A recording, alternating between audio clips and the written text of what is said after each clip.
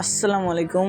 আমরা এখন নীলফামারীতে আসি আর আমরা যাচ্ছি এখন বাণিজ্য মেলায় আর কি। নীলফামারীর যে বাণিজ্য মেলাটা আছে ওখানে আমরা যাচ্ছি। আর এখন আমরা আছি পাঁচ মাথায়, বাড়ি থেকে কেবল বের হলাম আর এখন বাজে প্রায় 10টার দিক। মানে এখন যাচ্ছে, চিন্তা করতে পারছেন। এখন যাব যে কি করব ওটা ঠিক নাই, কিন্তু যে একটু ঘুরে আসে আমার বোনটা বায়না করতেছিল যে না ভাইয়া চলো চলো আব্বু সহ চলো, তাই যাচ্ছি আর কি। আমি অবশ্য একবার গেছিলাম, ভালো আছে পরিবেশ, কিন্তু আমাদের যেই বড় মাঠ ওখানে হলে আরও ভালো হইতো, কিন্তু কি আর করার। ওখানে যেহেতু আমাদের নীলফামারীতে বলে দিছে যে ওখানে করলে বাচ্চাদের নাকি ক্ষতি হচ্ছে, তাই এদিকে করা হয়েছে।